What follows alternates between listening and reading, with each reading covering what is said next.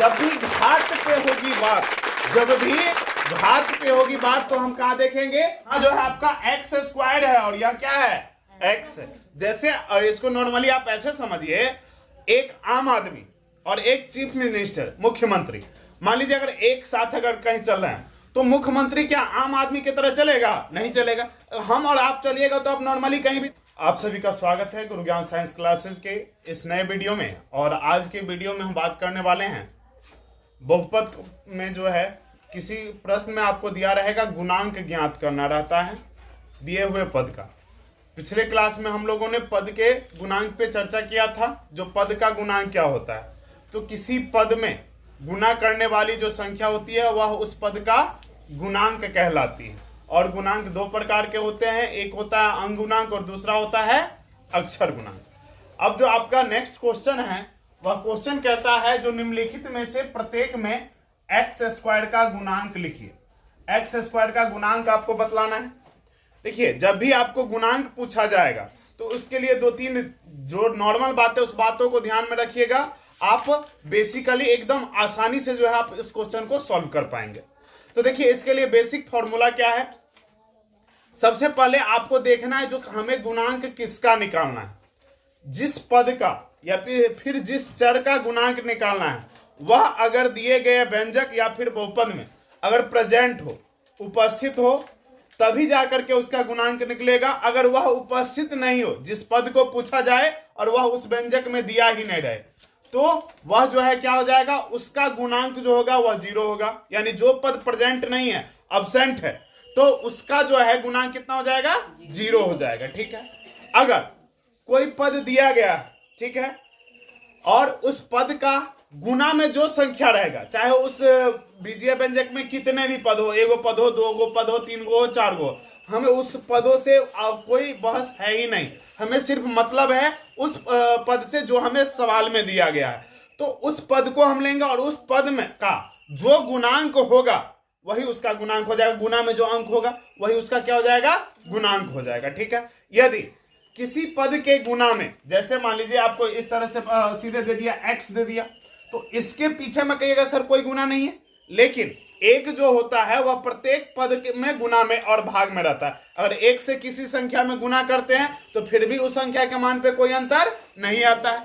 एक से किसी संख्या को विभाजित करते हैं फिर भी उस संख्या के मान में अंतर नहीं होता, यानी एक सब में कॉमन होता है। तो एक्स है, इसका मतलब इसको अगर पढ़े हम तो एक्स का मतलब हो गया एगो एक्स। एक्स का मतलब कितना हो गया, एगो एक्स, यानी एक एक्स है, एक इसमें छुपा हुआ है, एक लिखने की हमें आवश्यकता नहीं है। जैसे एक लिखते तो एक का मतलब क्या होता है, प्लस एक होता है, इसमें जैसे प्लस गौन होता है, उसी तरह से अगर एक्स लिखा हुआ है और इसके पीछे में अगर कोई अंक नहीं है और पद प्रेजेंट है तो इसका गुणांक जो है वह कितना हो जाएगा, एक होगा। कितना होगा, एक होगा। ठीक।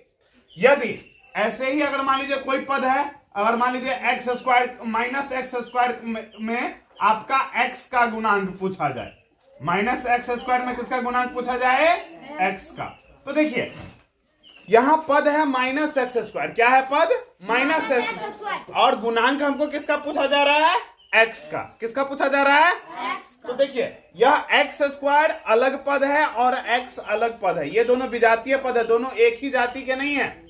यहां एक्स की पुनरावृत्ति हो रही है लेकिन इसमें एक्स की पुनरावृत्ति नहीं हो रही है। तो चूंकि इसमें यह पद प्रेजेंट नहीं है, और आपको पहले ही बतलाए हैं अगर कोई प्रेजेंट नहीं हो जो पद है तो उसका गुणांक कितना हो जाएगा, जीरो हो जाएगा। कितना हो जाएगा, गुणांक जीरो हो जाएगा। क्यों नहीं कहिएगा सर ये तो एक्स है, इसमें भी एक्स, जी नहीं, यहां जो है आपका एक्स स्क्वायर है और यह क्या है, एक्स है। जैसे इसको नॉर्मली आप ऐसे समझिए, एक आम आदमी और एक चीफ मिनिस्टर मुख्यमंत्री, मान लीजिए अगर एक साथ अगर कहीं चल रहे हैं तो मुख्यमंत्री क्या आम आदमी की तरह चलेगा, नहीं चलेगा। हम और आप चलिएगा तो आप नॉर्मली कहीं भी जा सकते हैं, लेकिन मुख्यमंत्री जाएगा तो उसके आगे पीछे लाल बत्ती, पीली बत्ती, पुलिस का जो है पूरा एक काफिला जाएगा, नहीं। तो उसी तरह यही हो गया, यहाँ एक्स का पावर 2 है, या एक तरह से समझिए यह राजा है, चीफ मिनिस्टर है, और यहाँ आम जनता है, तो दोनों एक थोड़ी तो हो सकता है।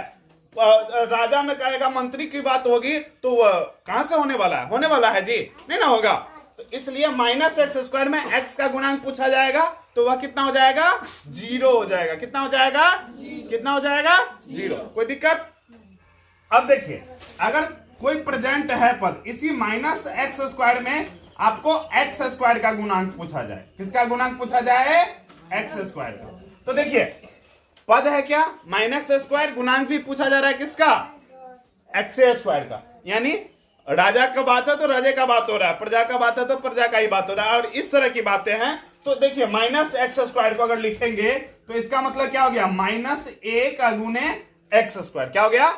माइनस ए का गुने एक्स स्क्वायर। तो एक्स स्क्वायर के गुना में क्या है आपका? माइनस ए। क्या है? तो इसका, इसमें एक्स स्क्वायर का गुणांक कितना हो जाएगा? माइनस ए। यानी कोई पद आपको दिया रहे इस प्रकार से, ठीक है, इसमें माइनस एक्स स्क्वायर में एक्स स्क्वायर गुणांक कितना हो गया? माइनस एक हो गया, ठीक है। अगर इसी तरह से कोई पद आपको इस तरह से रहे, मान लीजिए माइनस 4x³ में x³ का गुणांक पूछा जाए। देखिए जिसका गुणांक पूछा जाएगा वह प्रेजेंट होना चाहिए, घात के साथ होना चाहिए। ऐसा नहीं जो x, एगो पद x है और एगो पद है एक्स स्क्वायर, या फिर x³ है तो दोनों पद एक ही हो गया। जी नहीं, यह विजातीय पद कहलाते। क्या कहलाते हैं? विजातीय पद। सजातीय रहेगा तभी उसका गुणांक निकलेगा, जो सवाल के अकॉर्डिंग कहा जाएगा वह पद उसमें प्रेजेंट होना चाहिए। समझ गए? तो माइनस 4x³ में x³ का गुणांक पूछा जा रहा है, तो x³ के गुना में कितना है? माइनस 4। कितना है? तो माइनस 4x³ में x³ का गुणांक कितना हो गया? माइनस 4 हो गया। कितना हो गया? अब देखिए, अब यहां से अब चलते सवाल में। अब बस ये सिंपल सी बात है, जिसका गुणांक पूछेगा उसी को हमको ढूंढना है। पहले पता करेंगे है कहां, किधर घुसा हुआ है, उसको निकालेंगे और उसके बाद जितना रहेगा उसको सीधे लिख देना। अब आप देखिए कितनी आसानी से इस सवाल को सॉल्व कर लेंगे। पहला देखिए, सभी में किसका गुणांक पूछा जा रहा है? एक्स स्क्वायर का। तो चलो खोजते हैं, हम लोग सीआईडी बनते हैं, एक्स स्क्वायर को ढूंढते हैं कहां। ठीक है, यह देखिए x³ वाला है तो इसको हमको लेना ही नहीं है, इसको छाटो, क्योंकि हमको इसको नहीं पकड़ना है। किसको पकड़ना है? एक्स स्क्वायर वाला को पकड़ना है। ये रहा एक्स स्क्वायर वाला। क्या कहां है? X square. तो एक्स स्क्वायर में एक्स स्क्वायर का को जब हम तोड़ेंगे तो एक्स स्क्वायर बराबर क्या होगा? ए का गुने एक्स स्क्वायर, इसको लिखिएगा, ठीक है। और एक्स स्क्वायर के गुना में कितना अंक? 1। और आपको यहां भी बतलाया अगर कुछ भी नहीं रहे तो गुणांक कितना लेना है? 1 लेना है। अगर गुना में अगर कोई अंक नजर नहीं आए तो इसका मतलब उसका गुणांक कितना होगा? 1। अगर कोई अंक नजर नहीं आए और उससे पहले अगर माइनस हो तो उसका गुणांक कितना हो जाएगा? -1। कितना हो जाएगा? माइनस। और प्रेजेंट नहीं हो तो उसका गुणांक 0। कितना हो जाएगा? 0। ठीक है, तो देखिए इसमें तो एक्स स्क्वायर का गुणांक कितना हो जाएगा? इसमें बराबर 1। कितना हो जाएगा? 1। अब इसमें देखिए पहला पद 5, इसका गुणांक तो हमको लिखना नहीं है। किसको लिखना है? एक्स स्क्वायर वाला। किसको लिखना है? और एक्स स्क्वायर वाला पद कौन सा है? -7x²। यह है, यह x³, इसको नहीं लेना है, 2 को हमको नहीं लेना है। तो यहां पद क्या हो गया आपका? -7x²। क्या हो गया? -7x²। और -7x² में एक्स स्क्वायर का गुणांक कितना है? गुना में कितना अंक है? बराबर -7। कितना है? -7। तो इसका गुणांक कितना हो गया? -7। अब तीसरा सवाल देखिए, इसमें क्या है? p का पावर 3 -5। क्या है? p का पावर 3 -5। अब इसमें बतलाइए एक्स स्क्वायर प्रेजेंट है क्या? उपस्थित नहीं है, अब्सेंट है ही, और अब्सेंट है इसका मतलब क्या? 0। इसका गुणांक कितना हो जाएगा? तो लिखिएगा pq -5 में एक्स स्क्वायर का गुणांक बराबर कितना हो जाएगा? 0। क्यों हो जाएगा? क्योंकि एक्स स्क्वायर प्रेजेंट इसमें नहीं है। और आप ऐसे भी जानते हैं जो किसी भी संख्या को 0 से गुना करते हैं तो उसका वैल्यू 0 होता है ना। तो इसलिए इसका गुणांक कितना हो गया? 0 हो गया, तब ना 0 से गुना हुआ तब ना यह पद नहीं है, अब्सेंट हो गया। ठीक है, चौथा क्वेश्चन देखिए, 20 कौन सा पद है? अचर पद है। 20 कौन सा पद है? अचर पद है। और अचर पद में जब चर नहीं है, इसमें जब चर है ही नहीं तो इसका गुणांक क्या होगा? 0 होगा। तो इसमें भी लिखिएगा 20 में एक्स स्क्वायर का गुणांक बराबर कितना हो जाएगा? 0। कितना हो जाएगा इसका गुणांक? 0। इसमें देखिए z का पावर 5 - 2 z का पावर 7 + 5, यह भी इसमें एक्स स्क्वायर वाला पद है रे? नहीं है, तो इसमें भी एक्स स्क्वायर का गुणांक कितना हो जाएगा? 0 हो जाएगा। कितना हो जाएगा? 0। इसमें देखिए x का पावर 7 है, -2x + 1। x तो प्रेजेंट है लेकिन पावर सेम नहीं है। x तो प्रेजेंट है लेकिन पावर सेम नहीं है, तो यह कैसा है? सॉरी इसका गुणांक कितना हो जाएगा, 0 हो जाएगा। इसमें भी एक्स स्क्वायर का गुणांक कितना हो जाएगा, 0 हो जाएगा। तो बताइए अब इसमें किसी तरह का डाउट रह गया आप लोग का? नहीं ना रह गया। अब इसके बाद बात करेंगे हम लोग बहुपद का घात ज्ञात करने पर। क्या करना है? बहुपद का घात ज्ञात करना। कल के क्लास में हम लोगों ने देखा था पद का घात। क्या देखे थे? पद का घात। किसी पद का घात क्या होता है? तो किसी पद में जो प्रयुक्त चल रहे हैं उनके घातांकों का योगफल ही उस पद का क्या कहलाता है? घात कहलाता है। किसी पद में प्रयुक्त सभी चरों के घातांकों का योगफल को हम क्या कहते हैं? उस पद का घात कहते हैं। और कल आपको बतलाए थे जैसे आपको 3x² में x का घात पूछा जाए तो x का घात, तो x कितनी बार पुनरावृत्ति हुई इसकी? 2 बार। तो इसका घात कितना हो जाएगा? 2। जब भी घात पे होगी बात, जब भी घात पे होगी बात तो हम कहां देखेंगे? ऊपर देखेंगे। कहां देखेंगे? ऊपर। और जब गुणांक पे बात होगी तो हम जो चर रहेगा उसके पीछे देखेंगे। गुणांक के लिए कहां देखेंगे? पीछे देखेंगे। और घात के लिए कहां देखेंगे? ऊपर देखेंगे। कहां देखेंगे? ऊपर। आसमान में जी नहीं, जो सवाल रहेगा उसके ऊपर में। घात कभी भी रहता है तो थोड़ा सा ऊपर में लिखा रहता है। और ये आपको इस तरह से भी लिखा हुआ आ सकता है, 3x⁴ ऐसे भी करके लिखा हुआ हो सकता है। यानी ऊपर में जो रहेगा वही क्या होता है? घात। और घात में जो अंक होता है उसी को हम क्या कहते हैं? घातांक कहते हैं। जैसे इसका घात हो गया 2 और अंक क्या है? 2 है, इसलिए घातांक कितना हो गया? 2। तो इसलिए जनरली हम लोग घातांक को घात भी बोल लेते हैं और घात को घातांक भी बोल लेते हैं। चलिए तो अब देखते हैं हम नेक्स्ट क्वेश्चन को। ठीक है, जैसा कि आप सभी जान गए जो पद का घात क्या होता है, तो पद का घात के लिए हम क्या करते हैं? कोई जो बहुपद रहता है उसमें प्रयुक्त जितना भी चर रहेगा, ठीक है, और उसमें जो अलग अलग पद रहेंगे, प्रत्येक पद का आप क्या करिएगा? पहले घात निकालेगा। पहले क्या करेंगे हम? प्रत्येक पद का घात निकालेंगे। और जिस पद का घात सबसे ज्यादा होगा, जिस पद का घात सबसे ज्यादा होगा, वह जो पद होगा उसका जो घात होगा वह उस बहुपद का घात हो जाएगा। ठीक है, यानी किसी बहुपद में सबसे अधिकतम घात वाले पद के घातांक को सबसे अधिकतम, अधिकतम मतलब सबसे ज्यादा, अधिकतम मतलब सबसे ज्यादा, यानी किसी बहुपद में जो सबसे ज्यादा घात वाला जो पद होगा और उसका जो पावर होगा वही उस बहुपद का क्या हो जाएगा? घात हो जाएगा। तो बहुपद का घात के लिए क्या करेंगे? हम सबसे ज्यादा घात वाला पद को खोजेंगे। किसको खोजेंगे?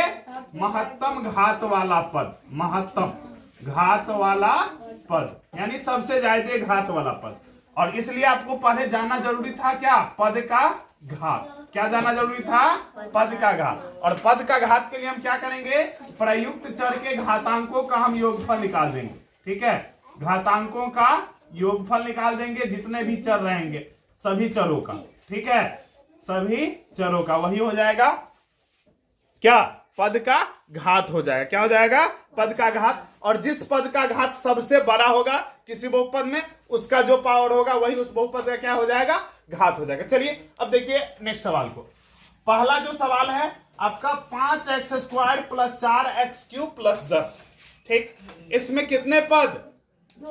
3 पद। कितने पद? 3 पद। पहला पद आपका 5x⁴, दूसरा पद 4x³ और तीसरा पद 10। ठीक, तो प्रत्येक पदों का जो है आप घातांक लिखिए।